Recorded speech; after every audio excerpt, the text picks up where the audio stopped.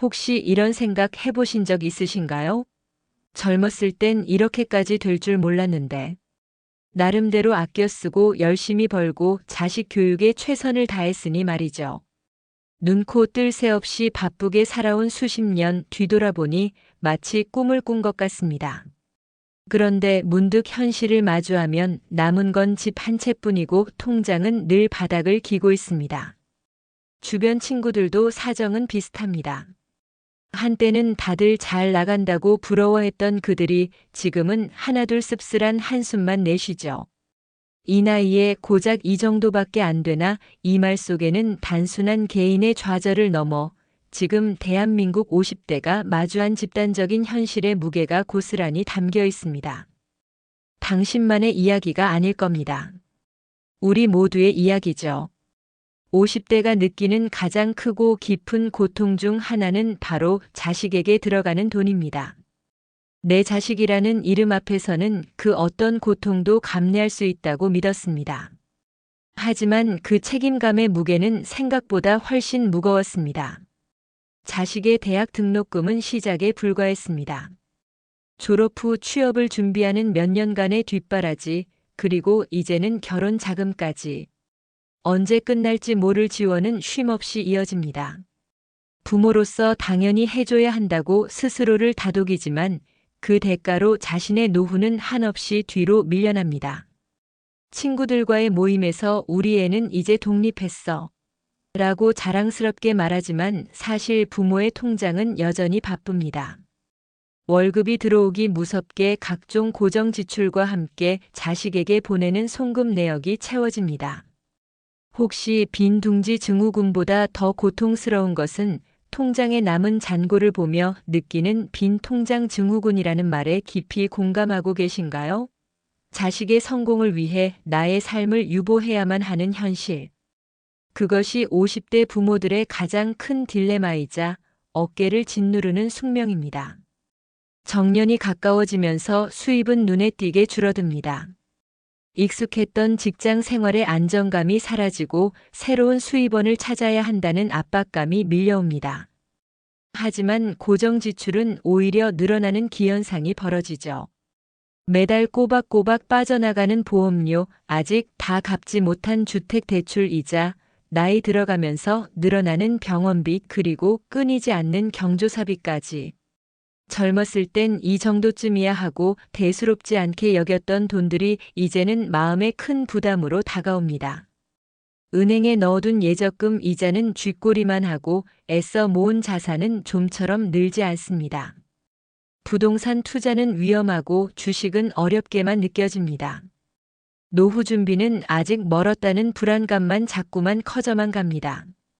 젊을 때 열심히 모으고 아꼈지만 물가는 쉼없이 오르고 자산 가치는 제자리 걸음입니다. 물가 오르는 속도만큼 내 수입도 오르면 얼마나 좋을까요? 이 질문은 단순한 희망사항이 아니라 불안한 노후를 마주한 50대들의 절박한 외침일 것입니다.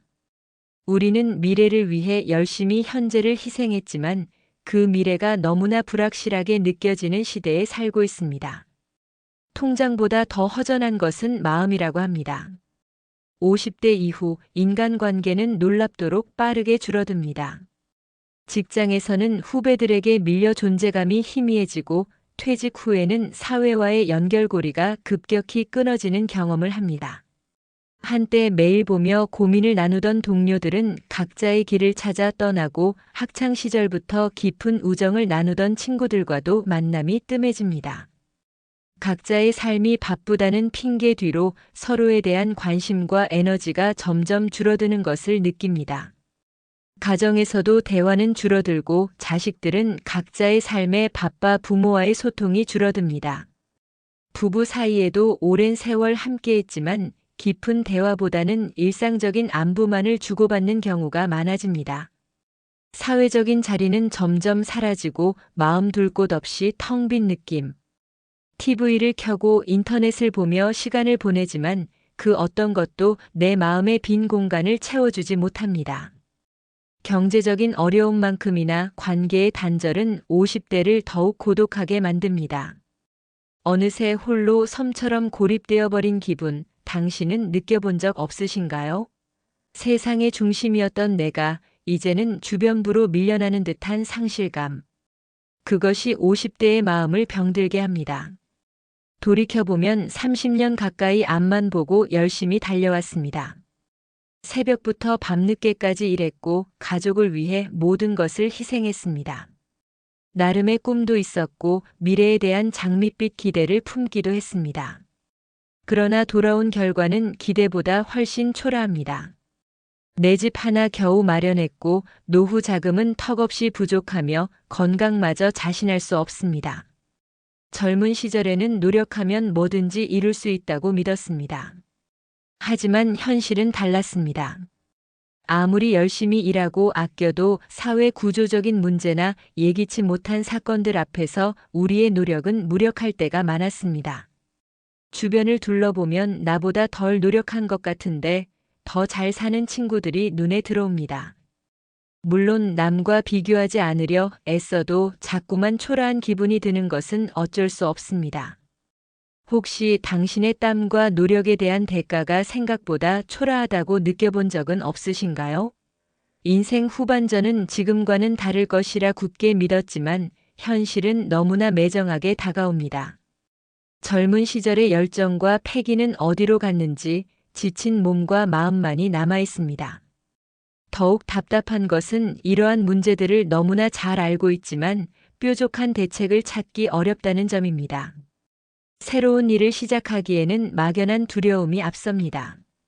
젊은이들과 경쟁해야 한다는 부담감, 새로운 기술을 배워야 한다는 막막함, 실패할지도 모른다는 불안감이 발목을 잡습니다.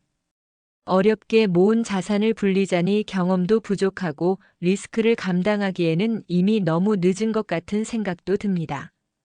돈과 일 그리고 인간관계까지 모든 것이 흐릿해지는 이 시기. 마치 안개 속을 걷는 것처럼 무엇을 어떻게 바꿔야 할지조차 막막한 것이 바로 오늘날 대한민국 50대의 현실입니다.